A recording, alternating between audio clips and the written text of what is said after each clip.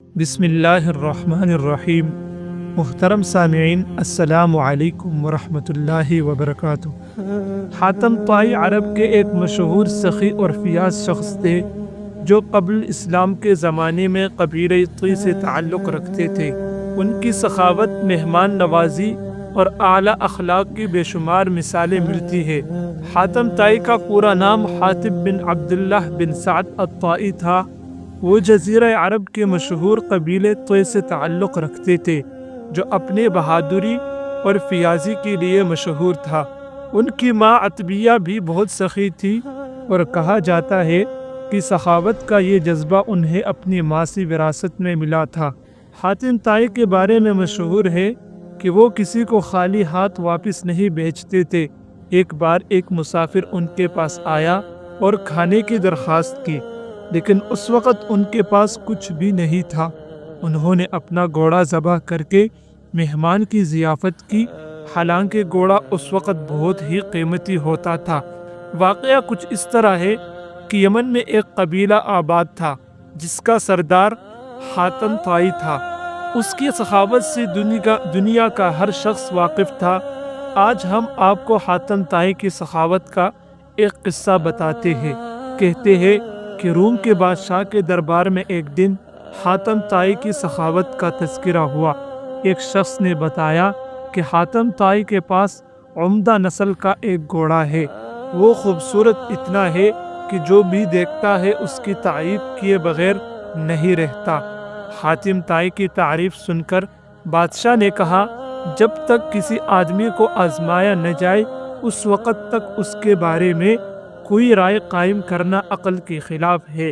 بادشاہ نے وزیر سے کہا کہ تم جاؤ اور حاتم طائی کی سخاوت کے بارے میں ہمیں معلومات فراہم کرو اور اس سے کوئی ایسی چیز طلب کرو جو اس کے لیے سب سے زیادہ عزیز اور سب سے زیادہ قیمتی ہو۔ آپ اس سے اس کا تیز رفتار گھوڑا طلب کرے۔ بادشاہ کو درباری کی یہ بات پسند آئی۔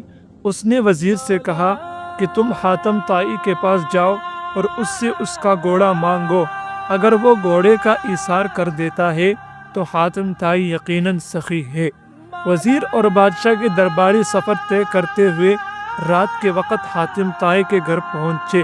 جس وقت یہ لوگ وہاں پہنچے موسلا دھار بارش ہو رہی تھی۔ گھپ اندھیرے میں بادلوں کی گرج چمک ماحول کو خوفناک بنا رہی تھی۔ ایسے خراب موسم میں گھر سے نکلنا اور مہمانوں کے کھانوں کا انتظام کرنا بڑا مشکل کام تھا، لیکن حاتم طائی نے میزبانی کا حق ادا کیا اور مہمانوں کی تواضع و آرام و آسائش کا پورا انتظام کیا۔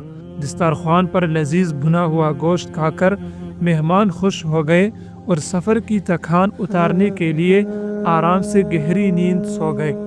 صبح کے وقت بارش تھم چکی تھی اور فضا صاف ہو گئی تھی۔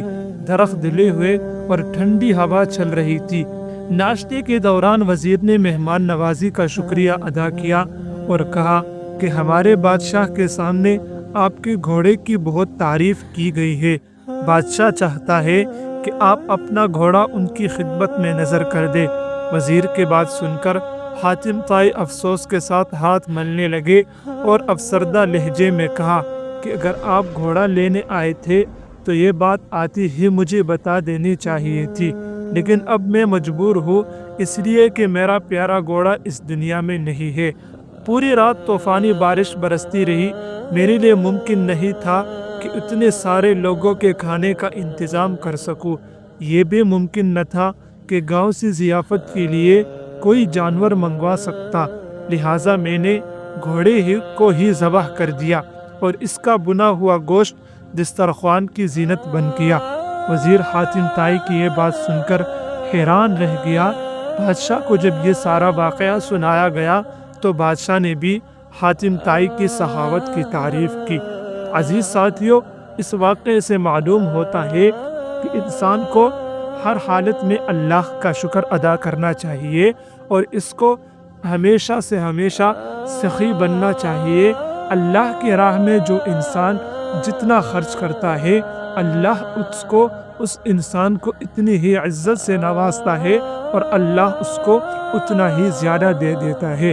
لہٰذا ہمیں چاہیے کہ ہم اللہ کے راہ میں زیادہ سے زیادہ خرچ کریں اور اپنے ہاتھ کو نہ روکیں بلکہ اپنے ہاتھ کو پھیلائے رکھیں۔